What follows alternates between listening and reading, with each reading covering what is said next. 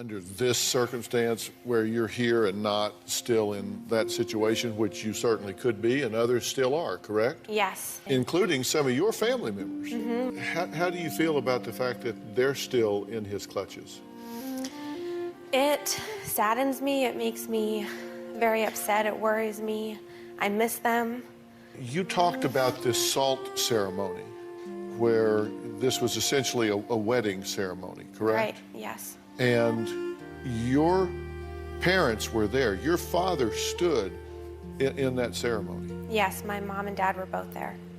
And what did you think at the time? At the time, I was very confused on why they had allowed all this to happen. I had been crying myself to sleep at night because I missed them so much. I couldn't believe that my dad and mom had agreed to let me stay with Victor after he told them that he may or may not have sex with me.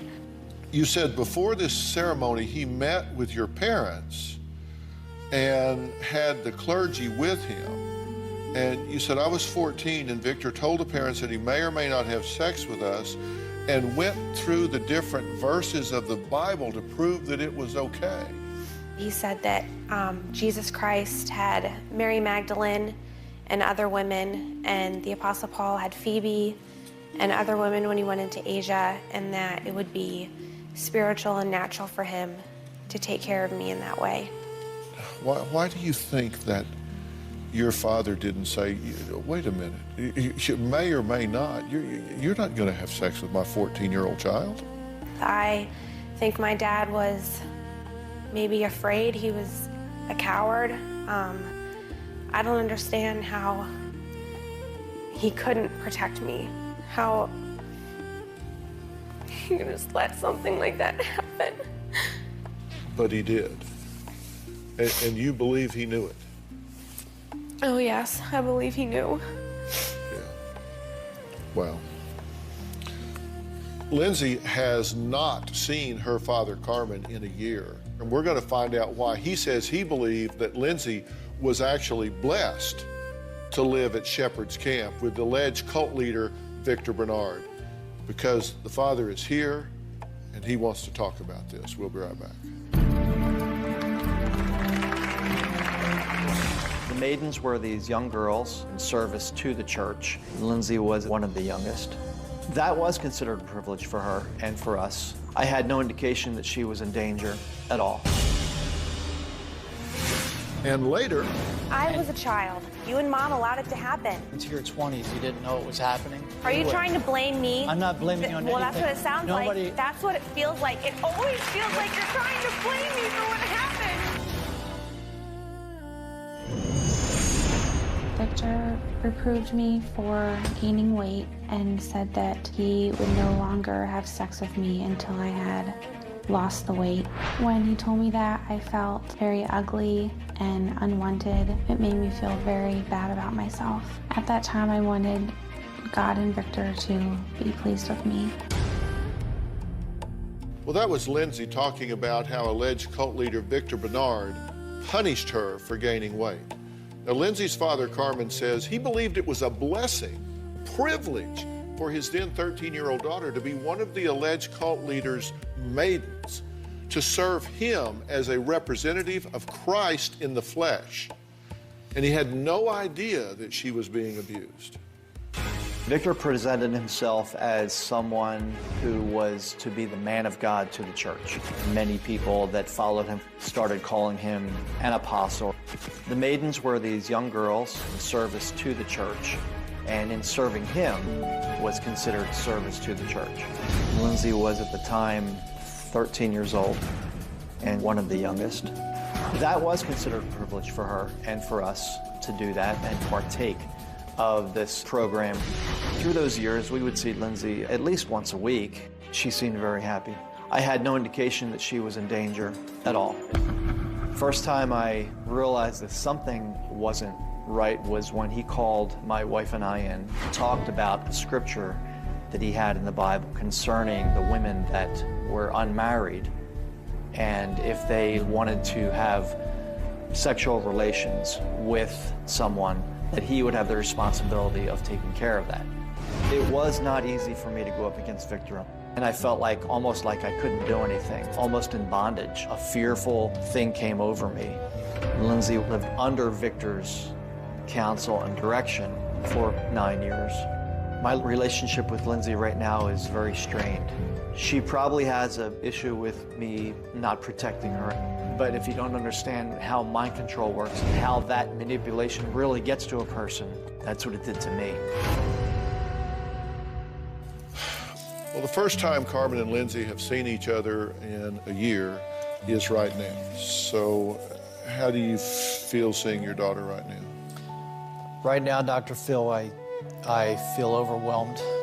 It's been a year since we've seen each other, and during that time, there's not a day goes by that I don't count the cost of realizing that I take my full accountability and responsibility for what had taken place. But you really don't, because you tell her that you didn't know what was going on at the time, right? Correct. And you don't believe that. How could you not know? You and Mom took salt when you guys got married, and you saw Victor taking salt with me, with a veil over my head, with a ring on my ring finger that he had given me. And he did a teaching that said that the 10 of us are more than concubines. And then the meeting that he had asked, that he said that he may or may not have sex with me. I was only 14. How could you not know? During that meeting, he told us he went through Scripture, and he tried to prove through Scripture that he would have responsibility of fulfilling this action if later on later on in your life, if you still wanted to be unmarried and serve in the church, that he would have that responsibility.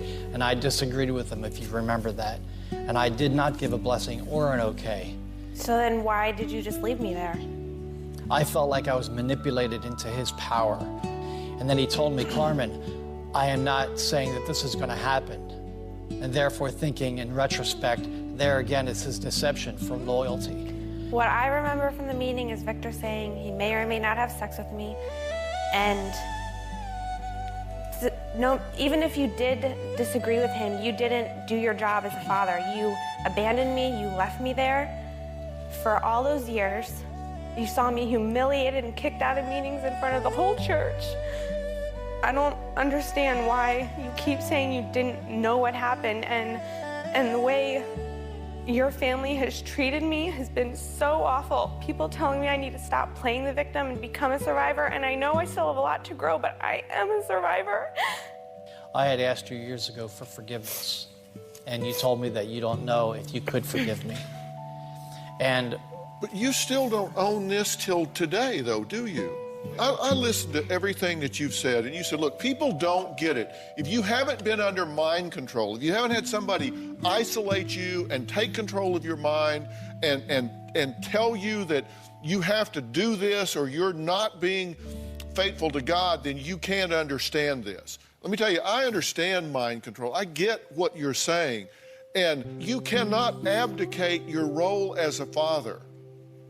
And you cannot tell me that you became so blind that you let someone distort the Scripture so badly that it made sense to you to turn your 13-year-old child over to this creep? I didn't know all those other things were happening. You really thought if he was bringing it up then that he would wait till I was legal? It makes no sense. And later, if some guy comes up to me and says, hey, Christ in the flesh here. To me, it's not a laughing matter, and it is absurd. It is absurd. It is a laughing matter because it is so absurd, it's ridiculous. I want to look at some of the email exchanges you've had because I think it says a lot. You've written to her. You have reached out. You said, Dear Lindsay, I respect your request for needing time and space. But in my heart, I just needed to write you. I take full responsibility for having you and our family in the dangerous situations and atmosphere that we were in, and particularly you. I failed to walk away with you clutched to my arm, not only in that first meeting where VB made those preposterous and devilish suggestions and questions, I spoke the truth to you when I told you that I did not know that those things were taking place with you, and I did not give my blessings. I'm hearing him talk out of both sides of his mouth there. You totally contradict yourself. I spoke the truth when I told you I did not know those things were taking, but I did not give my blessings. So you either turned her over or you didn't. What do you mean? All right, I give you my daughter, but not my blessings. You can have her, but I don't bless it. What the hell does that mean? My perspective was that she was serving in the church. I didn't know all those other things were happening. If somebody came to you and said, I was 14 at the time, at that time, you really thought if he was bringing it up then that he would wait till I was legal? It makes no sense.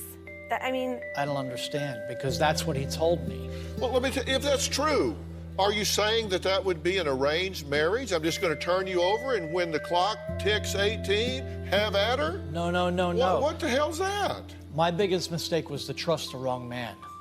And when he told me that I'm not saying that this is going to happen, even after an age of 18 or so, I still didn't give a blessing, but all of her indications, all of her notes and things that were telling me that she was enjoying where she was. She was a child. Even in 18, 19, 20 years old, I was still getting these letters, and I don't understand that, if somebody, Lindsay, do you think for 1 minute, being as a father to you, that if I knew that you were getting abused or hurt in any way, that I wouldn't come and that would jar something in me? I know that it would. It would. Well, it obviously didn't, because Victor made it clear what he was doing, and I have no idea why you can't. But it didn't, because I looked at the excerpts from the probable cause statements with the police. Father said he felt that was wrong, but he felt pressured not to say anything against Bernard and didn't. Right. It says you felt that it was wrong. You knew it at the time. You say, looking back on it now, that he knew Bernard had sex with his daughter when she was a child. I knew? I did not know that she had That's what you told the police. After Lindsay told me, I knew. I didn't know that he had sex with you before that. It says, looking back on it now, that he knew Bernard had sex with his daughter when she was still a child. He said he did not know what he was thinking at the time, but just remembers always feeling so much pressure to not become an outcast and lose everything he had. So I knew he was having sex with my daughter, but I didn't want to be an outcast, and if the price to pay was her, then I would pay it. That's all that means to me. I would never have done that. I would never have done that. This is how you've treated me since I left. The night before I had the meeting with the FBI, you called me and you said, I don't know what you're telling people, but I'm losing friends over this. Like, you're more concerned about your reputation than what I went through. And you would say that you're the loneliest man on the earth and you feel like your family has left you, when I didn't have any of you guys around when I was 13. And I'd see you maybe once a month at a big church meeting, but I always had to have a chaperone with me. We were never allowed to speak alone. I mean, you said I seemed happy, but how did you really know? You weren't in my life. You didn't know that one summer I had one skirt and 2 t-shirts to wear all summer long. That in the winter my boots had holes in them, so I had to put newspapers in them so my feet would stay dry. Honey, I didn't know that. I didn't know that. But isn't it your job to know? Yes, it is my job to know. Isn't it your job to know? You don't turn that over to the church. You don't turn that over. Some guy comes and tells you he's Christ in the flesh, and you say, oh, well, okay, here's my daughter. I'm sorry, I don't buy it. My daughter's not worth being an outcast. No. When I spoke to the official, when I spoke to the sheriff, that was after Lindsay told me what happened. And then I knew what was happening because she told me. I didn't know before that, and I'm telling you, I didn't know. If I would have known, I would have pulled you out immediately. It would have jarred me into some sense, some thinking. I don't understand how you couldn't have known. And I didn't understand what happened either then. All right, well, let's take a break. Lindsay refused her father's invitation to move into his home with a very clear back the hell off. We're going to talk more about that when we come back. When I finally told my parents that Victor had sexually abused me for those 9 years. I remember asking my dad if he remembered the meeting that Victor had when he asked for their blessing, and he said he did remember it. It made me very angry inside that he never said that he was sorry for letting all that happen to me.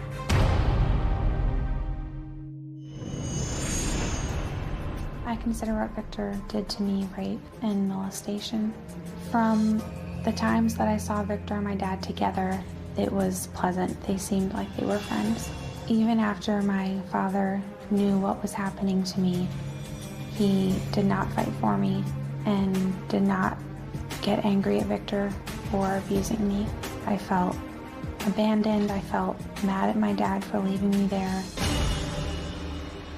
That was Lindsay talking about how her father Carmen allowed her to be abused by alleged cult leader Victor Bernard, who has been charged with 59 felony counts involving criminal sexual conduct and is currently evading law enforcement.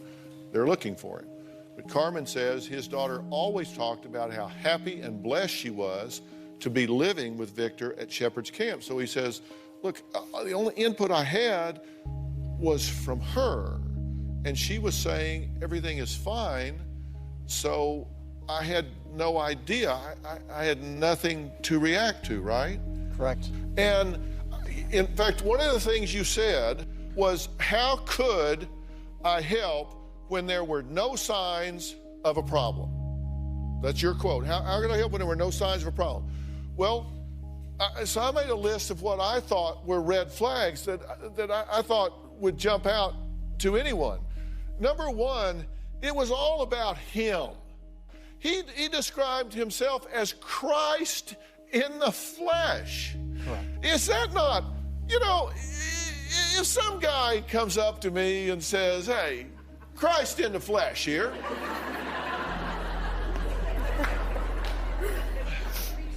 To me, it's not a laughing matter, and it is absurd. It is absurd. It is a laughing matter because it is so absurd, it's ridiculous. When somebody says that to me, it's like, really? Really? You're Christ in the flesh. You're Christ in the flesh. That to me, wouldn't that be, it's absurd. Okay. You saw Christ in the flesh spit in people's faces. We were all at meals together. You saw him spit in people's faces. 80 people at a meal. He would get up. People were not doing what he wanted them to do. He would get mad and spit in their faces. You're telling me you never saw that? I don't remember ever seeing him spit in anybody's face. I don't. Yes, he did. He made radical interpretations of scriptures that you knew well. Right. Bring me your firstborn daughters. Exodus 13:2. Don't say that. That talks about the sons of the Israelites. It doesn't talk about, it's the first from the womb. Sons, animals. It doesn't talk about bring me your daughters. That's not a red flag to you? That's a distortion of what it says? It is a red flag, and it was distorted, and I felt manipulated into believing him. He managed by intimidation and ultimatum. You knew that, correct? Yes. Give me your daughters. 10 maidens to go with me. 10 maidens. He threatened banishment for failure to comply. Right? You do what I tell you or you're out. Right? Right. Your gut told you not to give your daughter over to be a maiden. I felt like I was just blinded. Did he say to you at one point, and this is a quote that you gave us, she isn't your little girl anymore? He did. You know how many times I wanted to pull you out of there in my right mind thinking, I don't belong here. How many times I voiced to leave that place through all those 10 or 11 years, and I had not one backup from Lindsay, and you were there at those meetings, so I wanted to leave and go home. Dad, I was a child. I didn't know what was going on. I didn't know what was going to happen to me. You and Mom allowed it to happen. And when you were even 18 and 19 and 20 years old, into your 20s, you didn't know it was happening. And nobody had anything to come to me with. Are you trying to blame me? I'm not blaming you on anything. Well, that's what it sounds like. That's what it feels like. It always feels like you're trying to blame me for what happened. I'm being blamed right now. I'm being blamed, and I take the responsibility for what happened and putting my family in that situation, and I take the accountability for that. Let me tell you something. You are giving her a message of blame, and I'm apparently giving you one, and I don't intend to, because there's a difference between blame and responsibility. Blame implies intent. And Carmen, I do not believe that you ever had a bad intent. To be responsible, you only have to have taken or failed to take necessary action. And that is what applies to you. You are responsible for abandoning your daughter to this creep.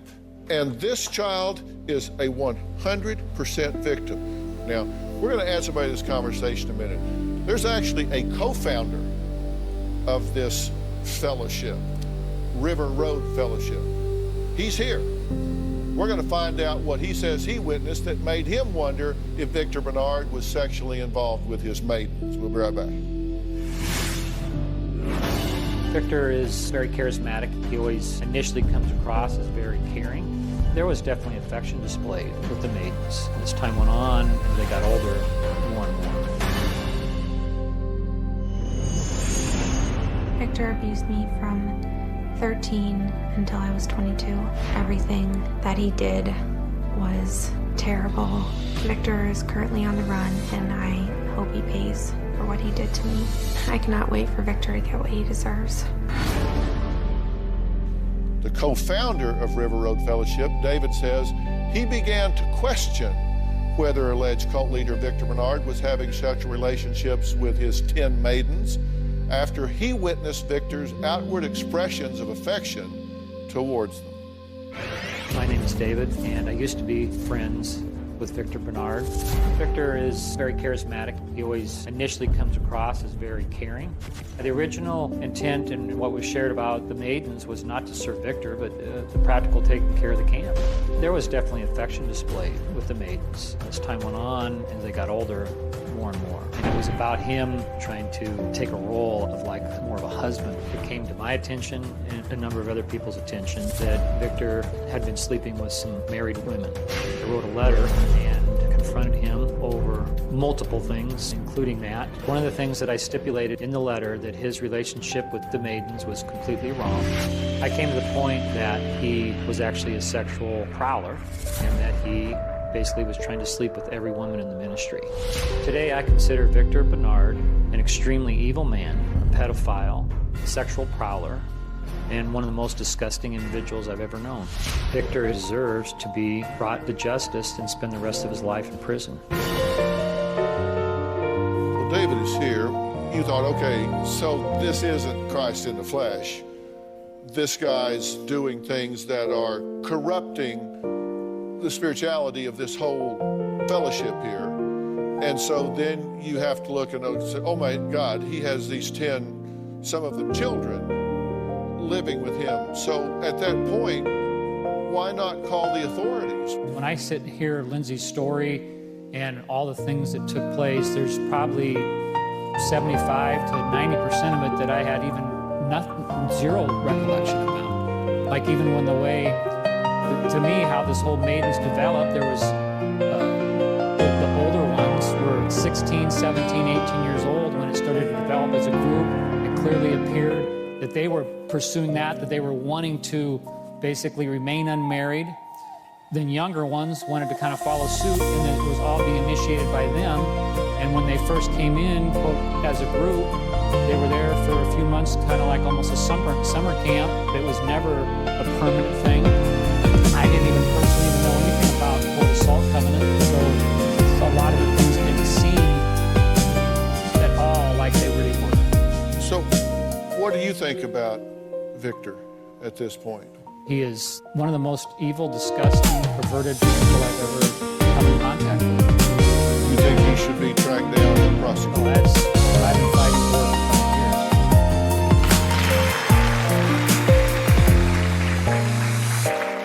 Now, when you decided to do the show, you told us that David started to contact you. That's correct. And you were uncomfortable with that. Right. She told us you were calling her. We asked you not to contact her Well, nobody further. told me that. In fact, if anything, I was asked a question, have you talked to her? And that was the main reason why I even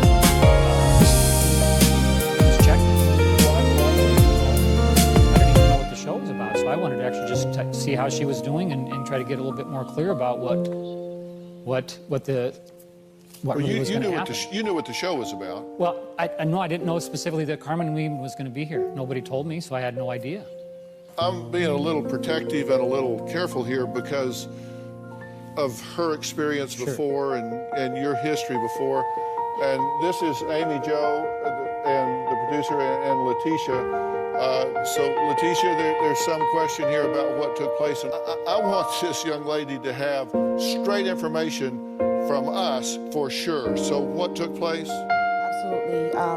We were informed that David was contacting her, and when I communicated with David, I let him know, first off, why are you contacting Lindsay? And there is no need to contact Lindsay. If he has any questions, to give me a call.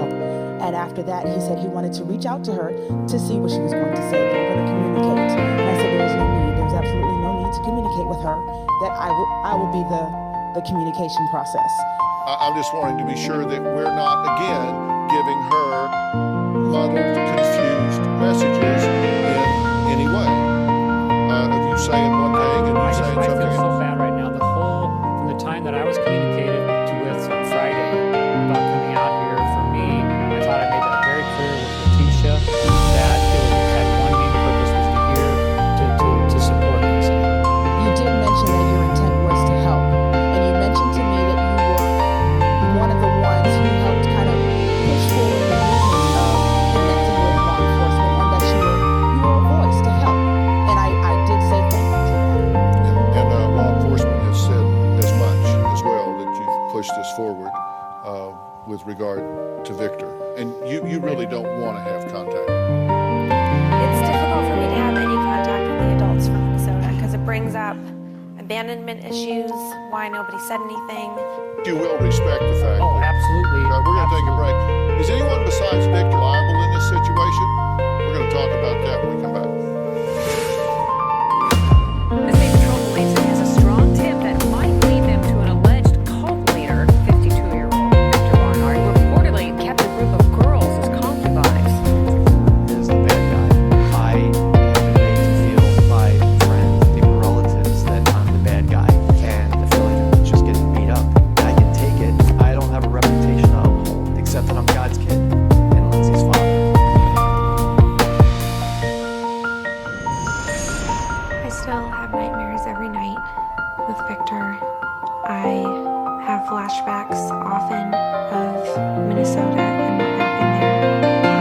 I see him walking down the street and feel upset and angry and sad all at the same time. I would like Dr. Phil to help me to learn how to become at peace and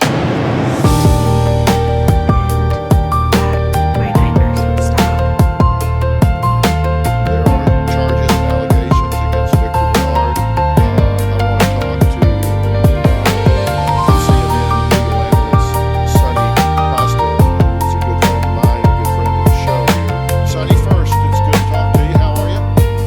I'm well, Dr. Phil. Thank you so much for having me, as always, especially on this, such an important issue. You know, I know you're not in the blame game, in the blame business, Dr. Phil, but I am in the blame business, because as a lawyer and as a prosecutor, that's what I do, right? I look for blame, I look for responsibility.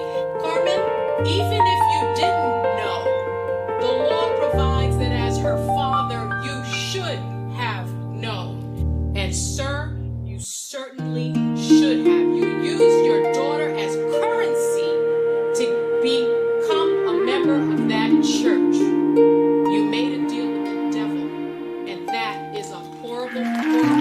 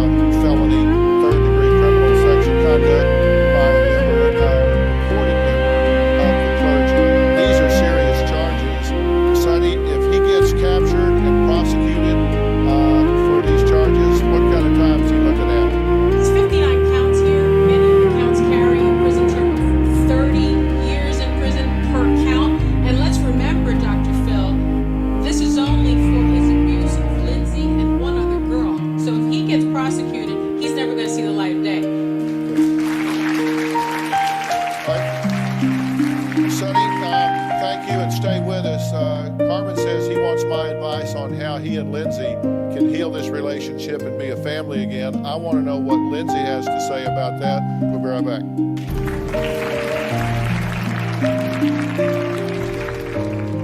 And so my Twitter followers are having a heated discussion about this topic. Mad Jay's mom says there is so much denial by so many who need to step up.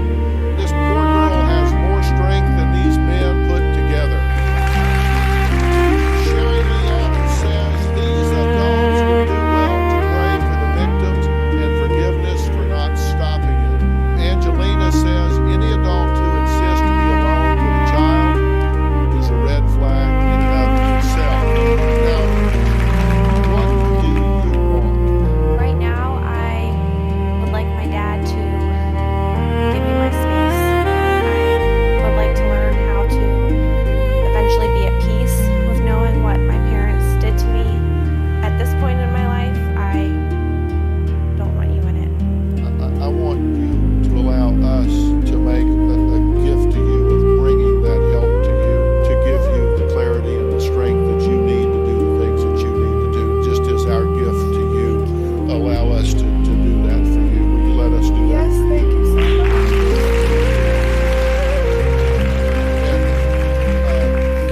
Carmen, I strongly suggest that you allow us the time and space to bring your daughter this help, because as she grows stronger and has a better grip on who she is, her chance to find the strength to forgive and redefine a relationship with you is just going to go greater. And I'm going to also offer you some help here, because I believe that at this point you are not being authentic with yourself about what your ownership in this situation has been. And if I get you that help, will you take that help?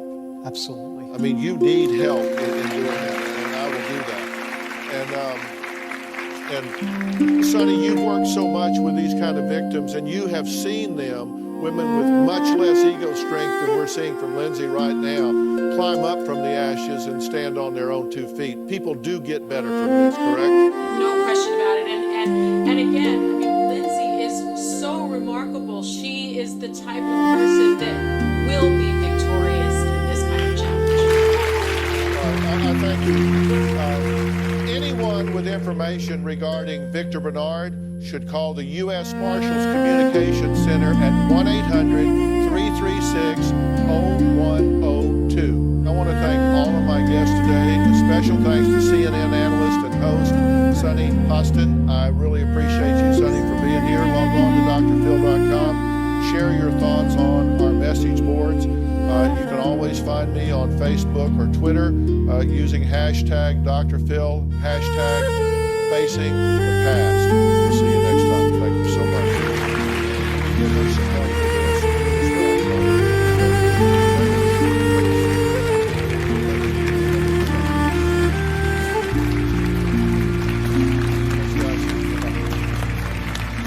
Yes.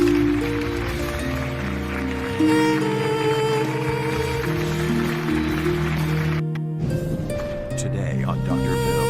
You think he steals money? I believe so. You're gonna sit here and lie all day or what? 2 Amish Mafia stars. Do you think he's rigging buggy races? Yeah, I know he's rigging that. Face off. Don't make it sound like I'm so bad. I'm not Levi, but what I'm Got done saying it. Dr. Phil exclusive. The way it works in the Amish, and all the colors, there are untold numbers of sex crimes with women and children. You say that children are harshly disciplined. One little boy got broke behind a buggy. He still has scars of it. It's time to speak out. It's time that people are allowed to know about this. Behind the buggies and bonnets. I can't trust him. He's one of those Amish guys that You don't controls trust their women. Let me talk. Let's do it. This is a safe place to talk about hard things. I'm trying to be an emotional compass and point you in the right direction. 5, 4. I am not giving up on you.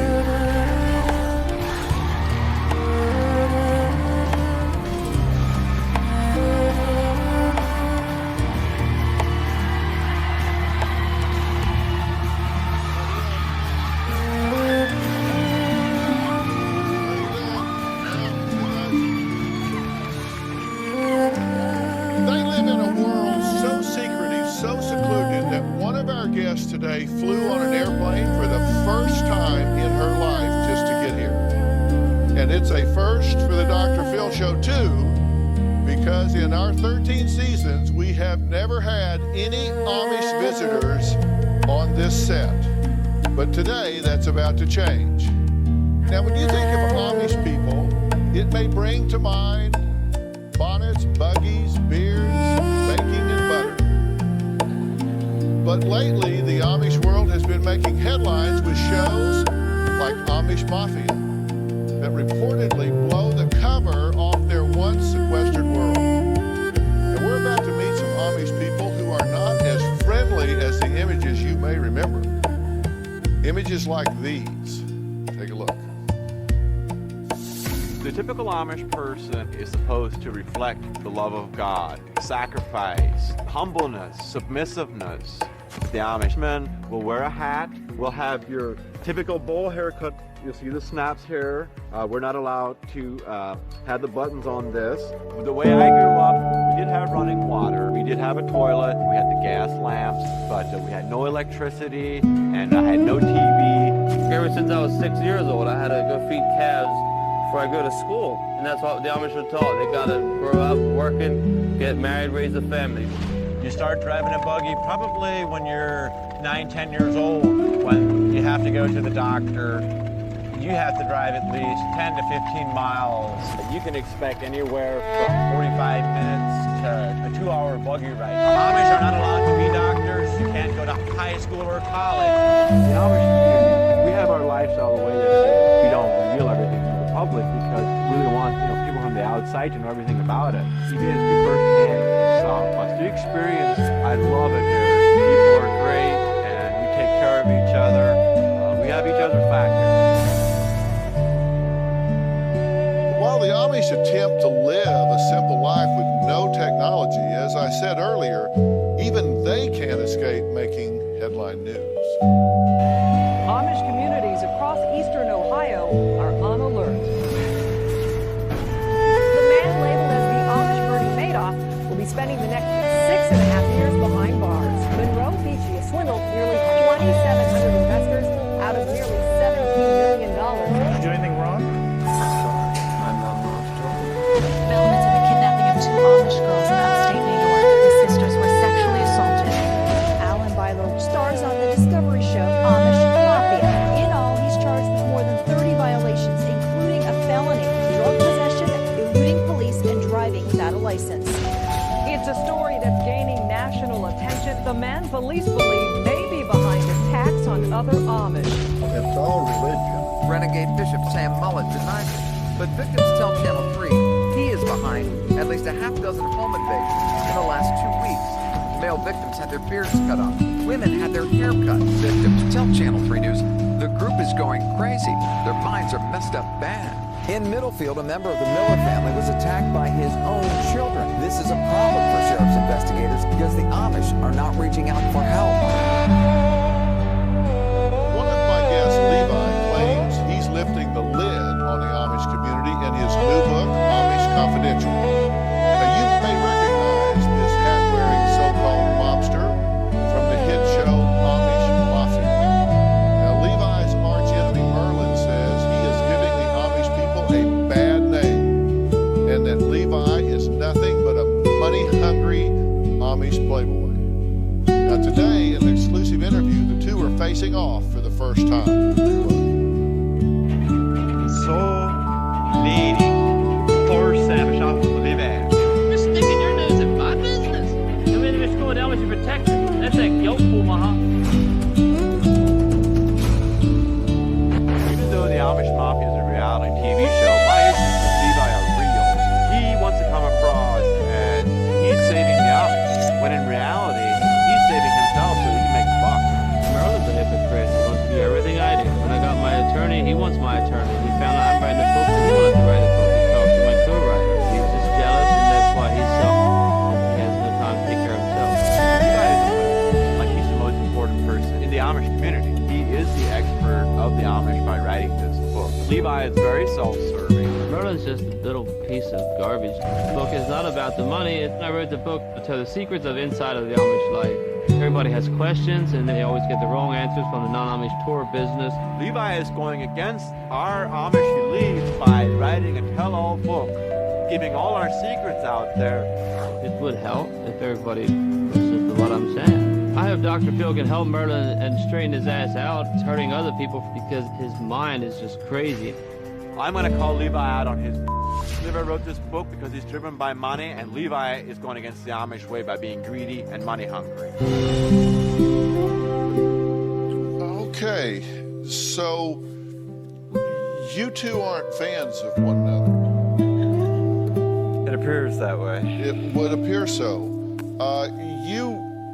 You think that this book that he's written, Amish Confidential, which I have read, by the way, you think this is a bad idea? Well, there's a lot of things in there that could really affect the Amish community. In what way? In a way where telling a community secrets and bringing out things that we have kept for traditions for many years and just putting it out there in a book. I don't see no difference. Me writing a book or you going on the show and exposing the Amish is no difference, so you have nothing to say. Don't worry about that. On what show? On the Amish Mafia show. He talks how the Amish live and how they act. So what's the difference? Have you been on that show? Yes, I'm on the Amish Mafia show. Yeah, he worked his way in the show like about the third season after we filmed because he got jealous like the book. He's I was jealous on the first season. No, you weren't. Yes, I was. No, you weren't. Yes, I was. I'm just glad that I had the opportunity to show what Amish life is really like. What did I just tell you? What? He said he's glad to tell the people what the Amish people really like. Well, why can't I put it in the book? But I'm saying, is your book really about the Amish, or is it about you? Did you read it? Yes, I did, but I didn't get a copy from you. I had to get a copy from Dr. Why Phil. would I give you a copy? You said you wrote this book because one of the things you don't like is that people make money off of the Amish community, that there's a multi-million-dollar tourism industry of people coming to see the Amish community, but the Amish don't make money off of it. The non-Amish make money off of it. Do the Amish make money off this book, or do you make money off this book? I make money off the book. I wrote it, but I don't make that much money off of it. But the Amish don't make money off this book. You do. I can give back to the community, yes. Do you? I give to the Amish Aid. I pay to the Amish Aid. I pay where Amish needs help, and I spend that money on that. I don't buy it. No, you didn't buy it. Somebody gave you the book. Dr. Phil's people bought it for me so I can read it. You've talked about Amish Aid. What is Amish Aid? Amish Aid is where we take care of our own monies, like insurance, help. Say if you're sick or you have doctor bills, hospital bills, fires. You think he steals money from Amish Aid? I really believe so. You're gonna sit here and lie all day or what? I think that Levi has his hands in a lot of pockets where they don't need to be. I don't have proof that he's stealing, but I think that there's a lot of things that he's trying to do that are taking money from the Amish ultimately in the end. Do y'all have buggy races? Yes, it is. Do you think he's rigging those? Yeah. I know he's rigging them. How do you rig a buggy? Okay, take a look at this.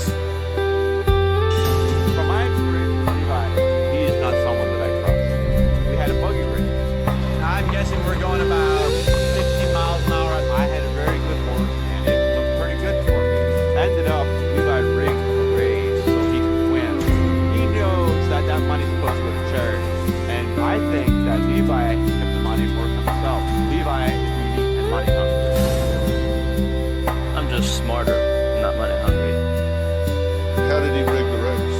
He brought in a buggy on an automobile frame. How am I going to compete with that horse and buggy with a buggy that's been set up on a car chassis?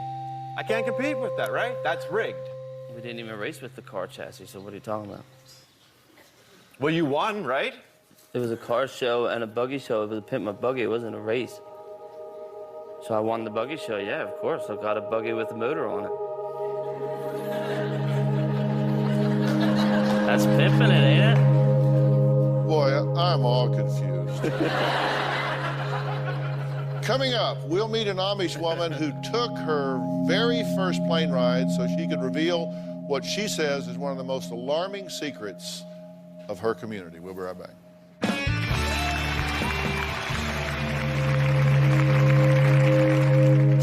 The way it works in the Amish, the men have all the power.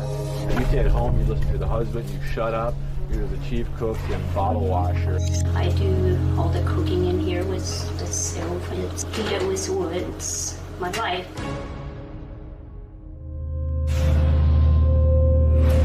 Levi loves the attention. He loves to be idolized. Levi does do promotional appearances for money, and I have never done that. He's taken this Amish hat and putting an autograph on it. That's selling our religion. He's creating false idols about the Amish, and there's people that I have heard come up to Levi and basically almost worship him. I think at the end of the day, Levi's #1 goal is to become the first Amish movie star. You might recognize my guest from the hit show Amish Mafia. Now, Merlin accuses Levi of living an inauthentic Amish lifestyle, but Levi says if that's the truth, then Merlin is just as guilty. Take a look. I'm from the Ohio Amish. Lebanon Levi is from the Lancaster Amish. We're in my hometown. Mostly Amish Mennonites farm around here. And I grew up in this area. I was born and raised Amish. I'm not baptized in the Amish church. I'm baptized in New Order Amish. If you're baptized, then you can't drive a car. Anything modern you have, you'll get shunned. Just because I'm not baptized in Amish church, that means I can drive. I can have electricity, if I can watch TV, I can do whatever I want. Even though Merlin says I don't follow the Amish ways, Merlin's not baptized either, so Merlin can do whatever he wants as well. I believe that actions speak louder than words. I think I'm not more Amish, but just more traditional Amish. On a typical day, I have to go out early in the morning and feed the animals. I like to go up the ladder here. Inspect my crop. We have chosen different paths. People, that's what they should do. You do it, you might as well go to jail. I don't care what religion you're in, because I don't believe in it. And nobody should, of course not, but I know like the Amish, they just kind of push you under the rug. They'll send you to counseling he went to Kentucky for like 2 months, and he comes back, and I think it made his head even worse. And he was a preacher, the guy that did it to his own daughters. You say that children are harshly disciplined. There's one little boy. They tied him up, drug him behind a buggy.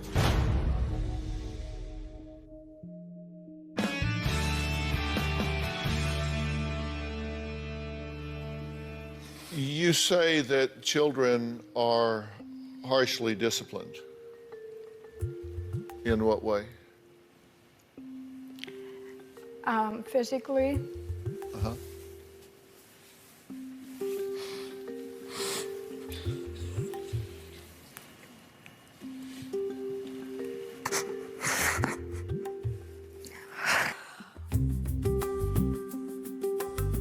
If they don't listen to the parents or if they lie to them, they get a harsh beating. There's one little boy. He got drugged behind a buggy. They tied him up. Drug him behind a buggy for. He didn't jump the fire. He still has scars of it. What do you Amish men have to say about this going on in your community? I don't know, to be honest. They're talking about short-term troopers. I don't know, but I know Lancaster County, they're not that harsh on their kids. I know I had another strap on my butt because I cheated in school, but I deserved it. But you don't deserve to get beat up, but I never heard anything that harsh in Lancaster County that I know of. I mean, I know some are very strict because they want you to listen and they want you to respect. And come on, you wanted a platform, you wanted a voice, so you got a platform and a voice. Step up and use it. I'm just saying. What I'm saying is, the Amish we got to talk about the good too, but yes, they are harsh. They are, but I got spanked.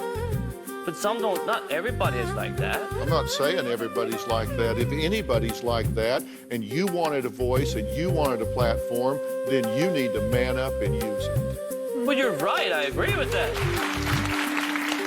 But if I don't know about it, I don't know what to do about it. But like I said, in my community, it's not that bad. You didn't come ask. You don't go around finding things out like that and helping people, do you? Have you ever thought of how you can help people like that? I have talked to a lot of people where I didn't help them. You don't know what I do. You two think you know everything I do. You don't. I'm just a money-hungry guy, ain't I? Yeah. Yeah. What you think? I don't have to show off what I do. God sees what I do. And I'm not agreeing with this beat up. I definitely don't agree with it. I hate it. But my family have never went through that because we loved each other. Even we spanked, we got spanked. But I'm not, but don't make it sound like every family does that. I got spanked too, and I don't think my parents misused it, but I'm just saying we need to help those that do I'm not saying I'm not. I'm not saying not to. You're right. You know, I support Dina, and I encourage her with this, with my whole heart. But for example, what you're witnessing right here is how it can happen a lot in the Amish community. When an Amish woman wants to speak, the man is there right away. Shut your mouth. You're wrong. You're trying to make everybody look like this. Yeah, I feel like you don't let anybody tell you anything. You're telling me, you just got done telling him how I'm exposing the Amish the wrong way, and I shouldn't say this and that, but then you're just totally running in the dirt right now. You're right, you can tell what's happening, that's right. But don't make it sound like every person's that way, because it's not. There's some loving Amish out there. Exactly, there are. Well then, don't make it sound like I'm so bad, everything's so bad. I'm not, Levi, but what I'm trying You just got done saying it! What I'm trying to point out is the way that you're responding to Dina, that element of disrespect is what a lot of the Amish women go through, and by controlling and yelling at them. And then you said about the men. What did I say about the men? What did you say? Now you can't repeat it? You said the men don't let him speak, and the men are so horrible, this and that. They're not all that way. Not all, no, but I'm Well, then say that. The way you come across, you might be. What you are?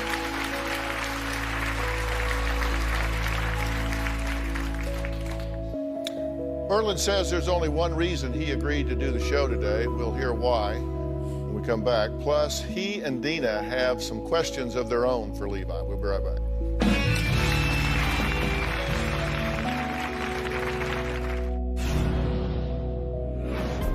Growing up, my mom was a real advocate for me not to watch television. I got to see Dr. Phil as a kid when I went to the doctor with my mother. But what touched my heart and sowed a seed into me about Dr. Phil to this day was that he talked about God and that he had a relationship with him. You need to put your trust and faith back in a higher power, whatever you call. I mean, I call it God. It doesn't matter to me if I'm Amish or not, and he's not Amish. He's my brother in Christ. With Dr. Phil, there's a legitimacy there and a realness that some daytime talk shows might not have.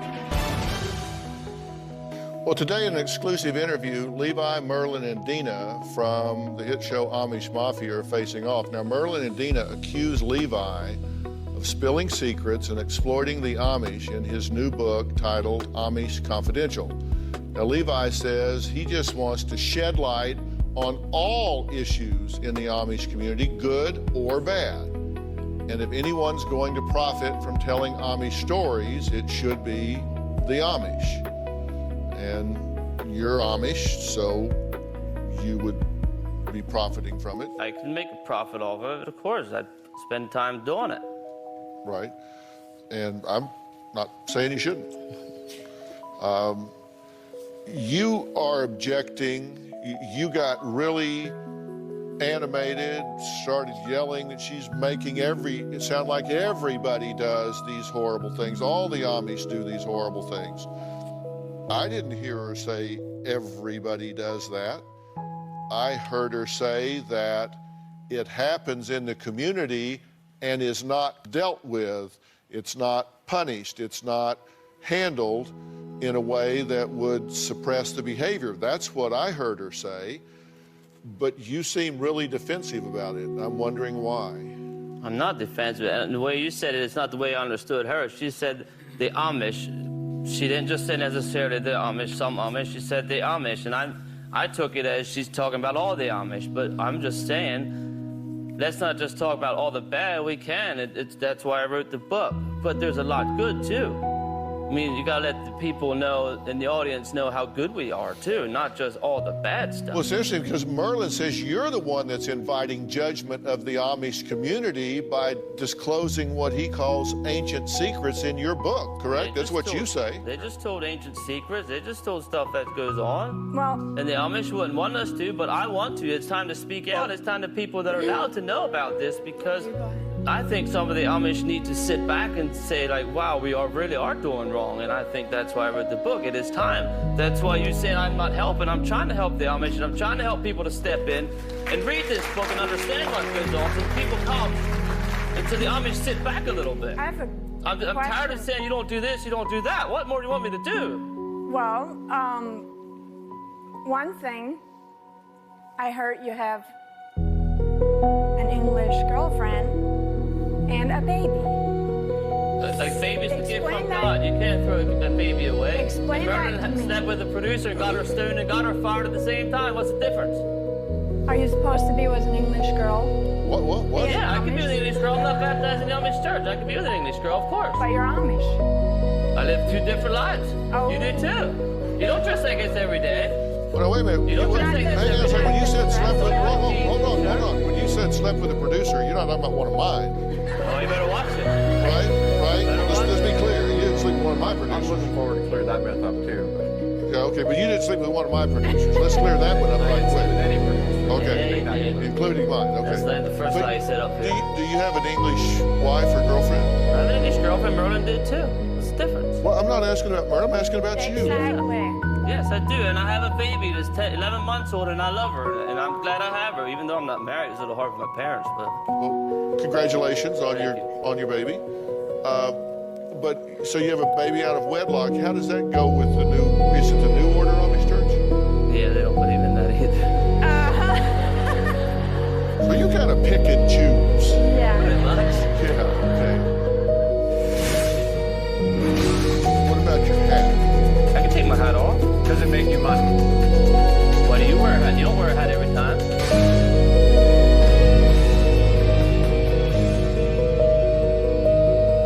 You wanted to talk about why Levi talks about hating wearing his Amish hat and couldn't wait to get rid of it during Rumspringa? Yeah. What's that The one question I had, I found it interesting in the book where it talks about from 2 to 16 years old, you had to wear the Amish hat, and how much you despised, how much you hated that hat, and you were so excited when Rumspringa came that you wouldn't have to wear it anymore. So I was just curious why you're wearing that hat now. For people that hang on. For people who haven't read the book, Rumspringa, you talk about from like 16 to 22. This is a time when Amish parents kind of look the other way. No, it's not like that. No, I explained in the book different. Yes, you That's do. what the world No, they don't look the other way. No, they don't. They explain that when you turn 16, the outside people think they hear that you can go live in an evil life or live however you want. You're supposed to get to a group, there's a bunch of different youth groups, and there's from 16 until they get married. And you're supposed to find a wife, get married, and raise a family.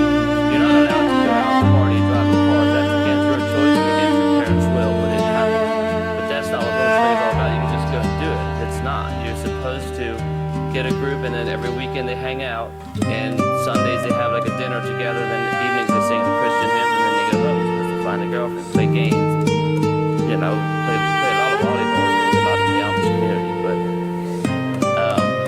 it's not about going out there and sow your wild oats and then come back. It's not about that. You can do it, but it's against your parents' will. It's your choice.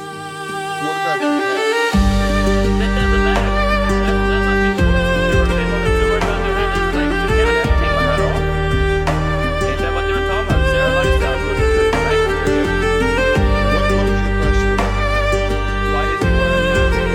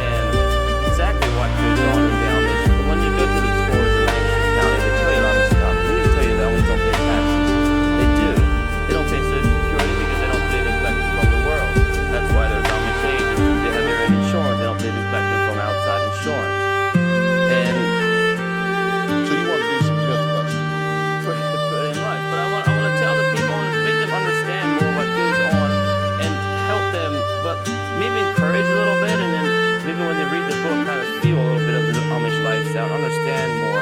We're all humans, we're all the same, but it's just because they have all these rules in the church where they're so closely committed that you can't expose nothing because they don't want the media in. They don't want it to be on the news. They don't want nothing around because they don't want people outside to come in and find out what goes on. Do you think this book's a bad deal? I think that the book has truth in it. I think the book... It's 100% true. Let me finish. I think the book talks about things that are very disrespectful to our Amish elders. They don't want to do it, they don't do it. Listen, the book, it talks about our Amish elders and where we come from and some of the things that are very sacred to us. Our forefathers were martyred for their beliefs over in where we come from in France and Germany. And just to go write a book, it's like, blah, you know, that's how Amish are, and I hope you feel better about us. I just feel you're a little jealous because you do the same thing on the TV show. You expose everything you can on the TV show, so you have no right to talk.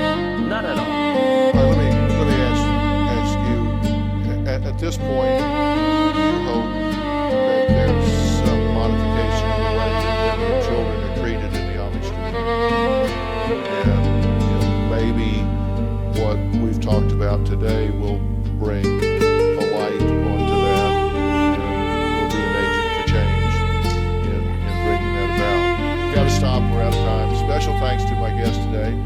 I do want to acknowledge it was very courageous for Dina to come forward today and share her knowledge from a female perspective.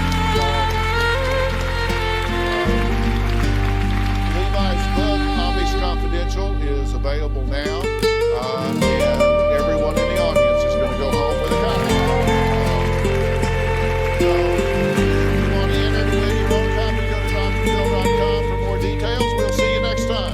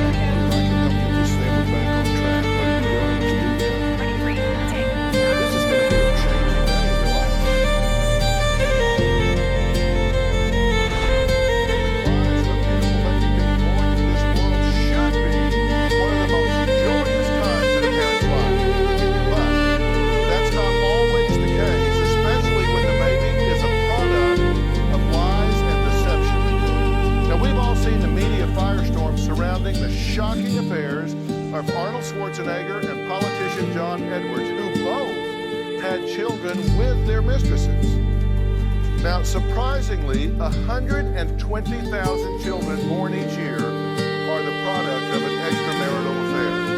120,000. So who is at fault and who's to blame? Are these married spouses seduced into stepping outside their marriage? Or is the other person manipulated into falling in love with a married man or woman? By the end of the show, you're going to know exactly where I stand on that. But first, I want you to meet Jermaine, who is 5 months pregnant with a married man's baby. I've been dating a married man for almost 2 years. I'm 5 months pregnant, and I'm worried that he's cheating on me with his wife. I lied to my wife. I lied to the woman I was having the affair with.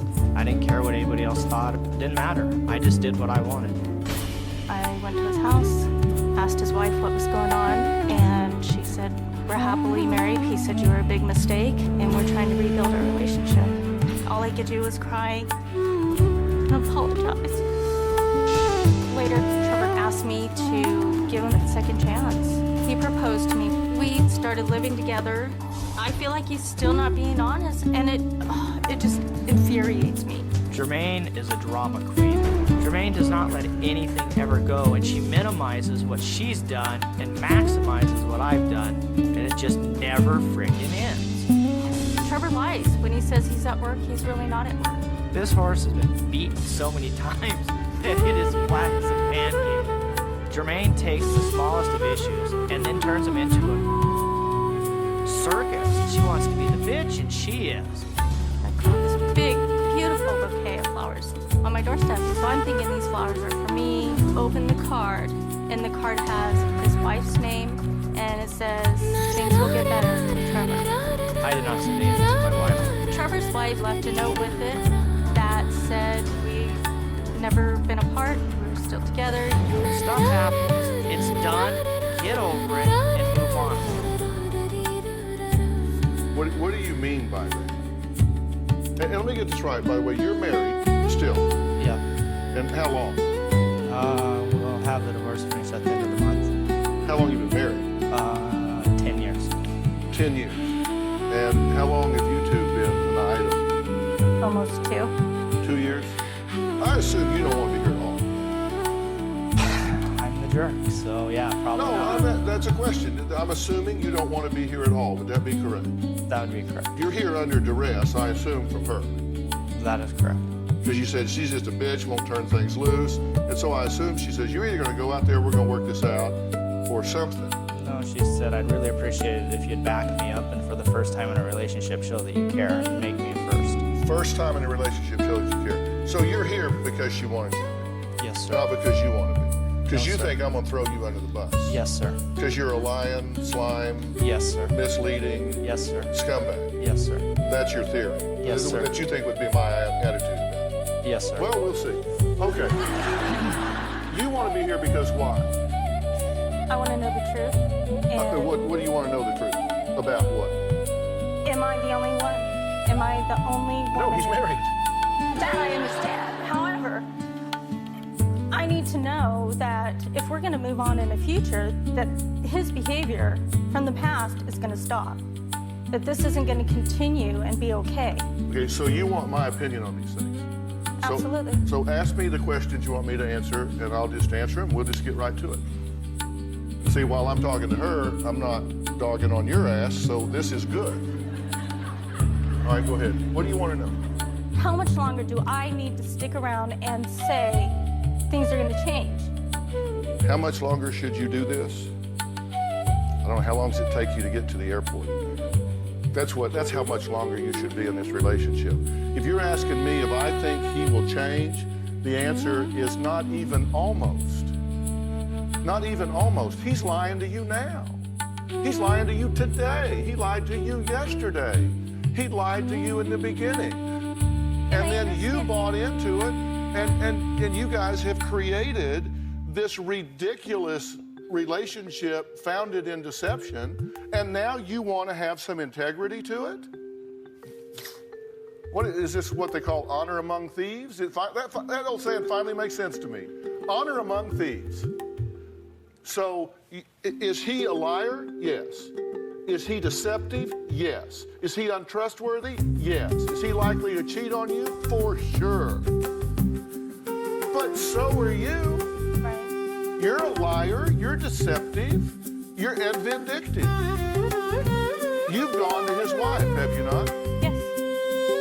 And so you thought, it's not enough that I'm going to cheat with her husband and have a baby with him. I think I'll go over there and rub it in her face. No, absolutely not. When I went over there... Oh, you meant this in a good way.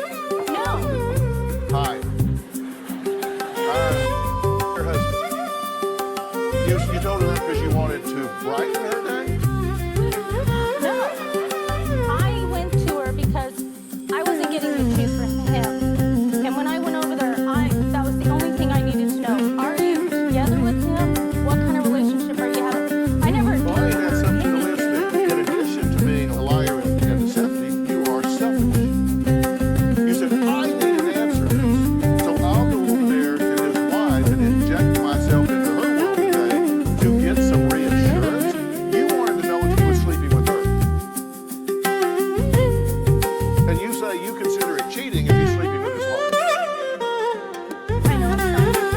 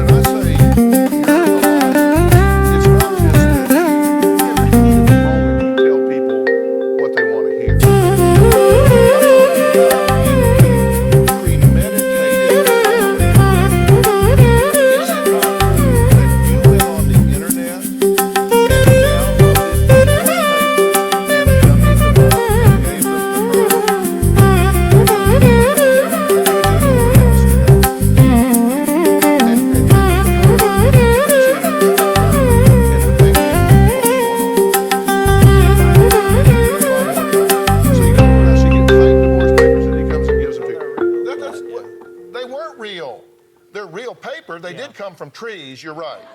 No, I mean, they came from the courthouse, yeah. And then you sign for them, and they say okay, and they record it in the county, and then I put down what I want and gave it to her, yeah. There's a legal term called fraud in the inducement. I'm not a lawyer, but I'm also not an idiot. You induced her fraudulently. Yes, sir. And now she's having your baby. Yes. Okay. The layers here just keep going on. We'll take a break. I'll be right back.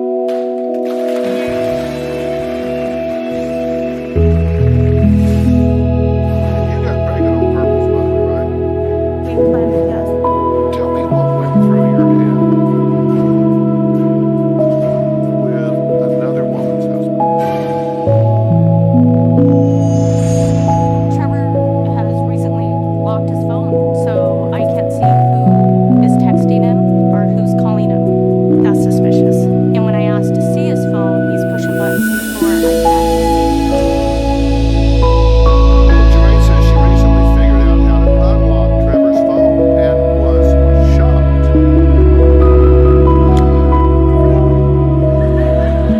Shocked by what she saw. What'd you see that shocked you? a text from someone other than his wife. Another girl. Another girl. What did you say? She was texting him about her inevitable breakup with someone that was a friend of his, and she missed her walk and talk buddy. She really needs one now. To be the walk and talk buddy. And you were shocked. Why would that surprise you that you have company? My focus was that the other woman was the wife, not this random one.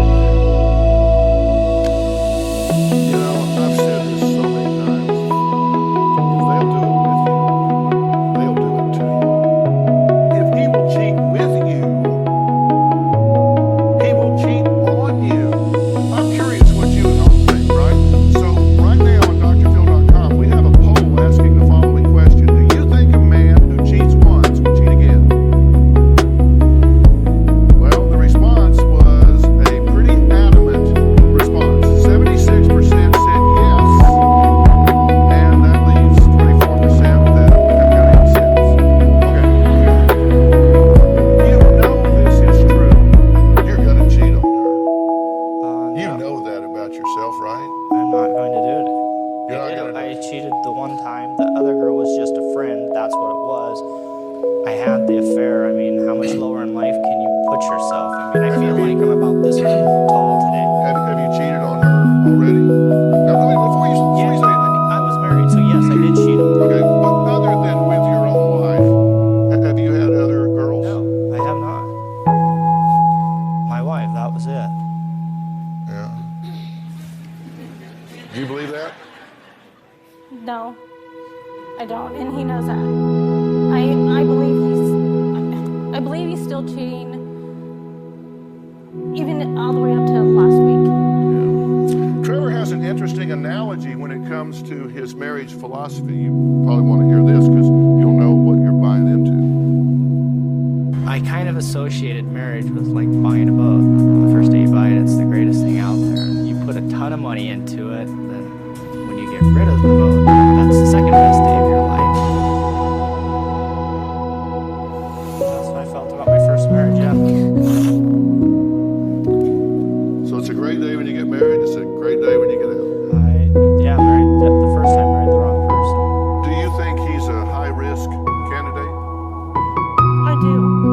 And you got pregnant on purpose, by the way, right? We planned it, yes. And you mapped this out and planned it. Yes. Tell me what went through your head when you're planning to have a baby with another woman's husband. And what did you say to yourself? He's done with her. He's leaving her. He's done. And we have a future together. And that's the future I wanted, was with Trevor. Would you have felt different? I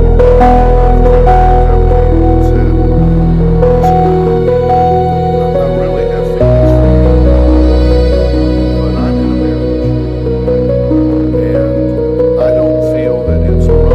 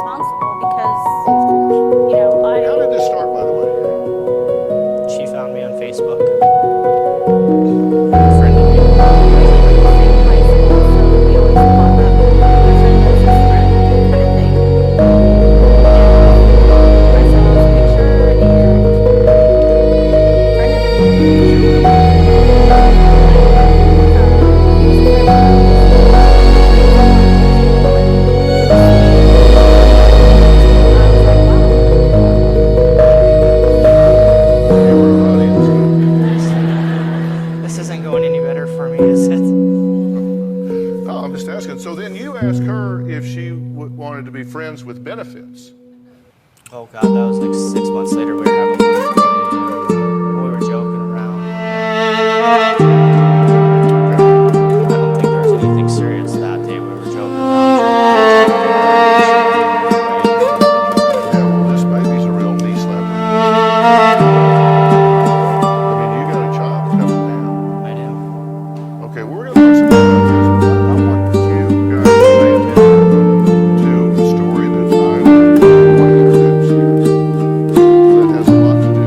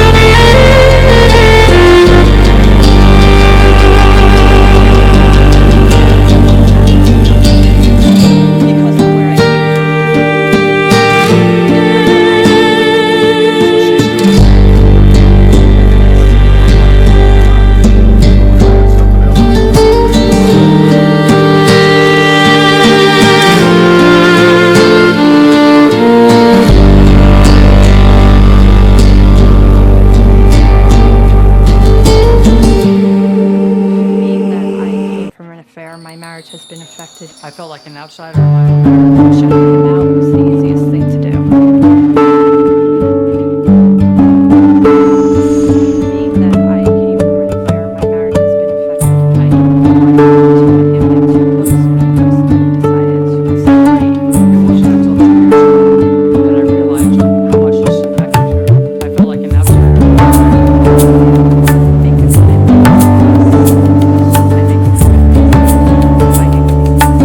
Shutting him out was the easiest thing to do.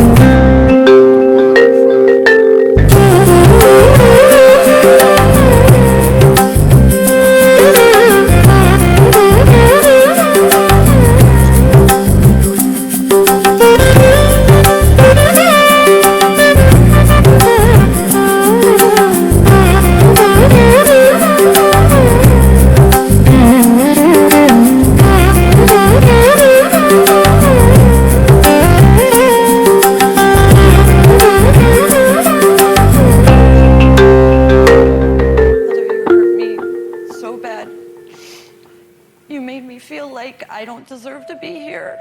You made me feel like that I was a burden to our entire family. I just hate you so much sometimes, and only because you're my mother do I love you. I don't like who you are at all, and I wish I could change who my mother is. Tell her, I hate what you have done to me. Say it like you mean it. This is your time. I hate what you did to me.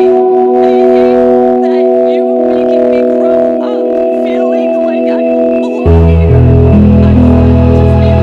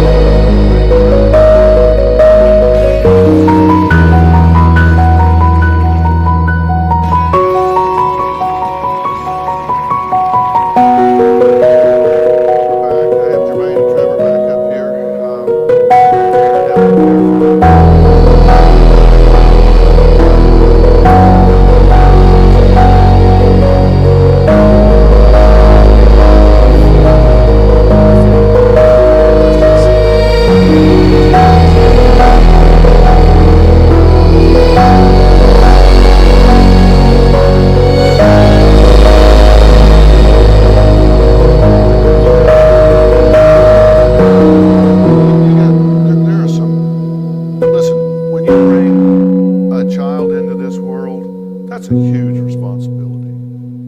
It's a huge responsibility. And you need to prepare yourself to meet that responsibility.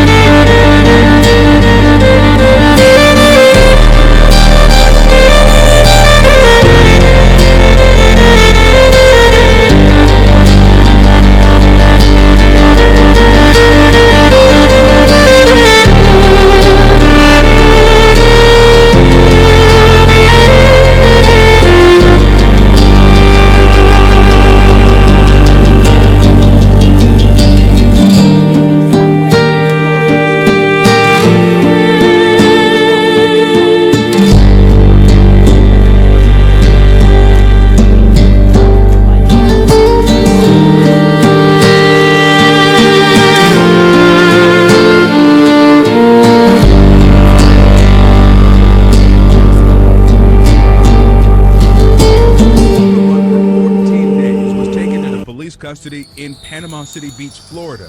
Hayes was arrested and charged with being a fugitive from justice. Philip was placed in the care of Children's Services.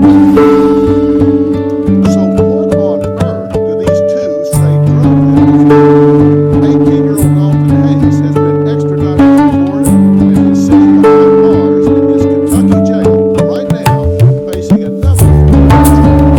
Is this on the run? Was he just trying to protect the honor of his life? Or was something else going on?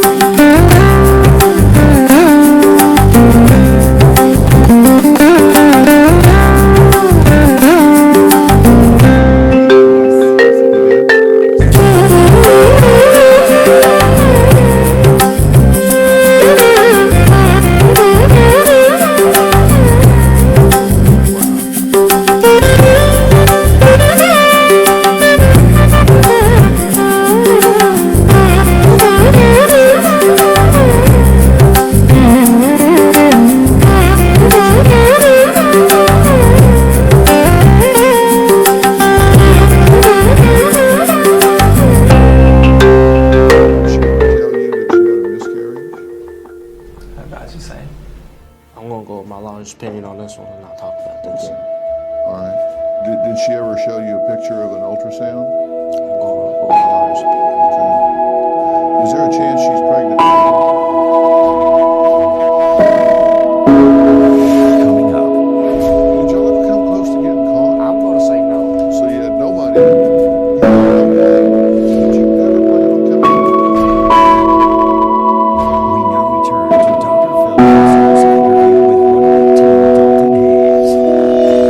One thing the teen is insistent on is when his relationship with Cheyenne started, his mom moved her age. The two went on the run, moving a few years over the last 2 weeks before the police caught up with them in Panama City Beach. Rumors have swirled that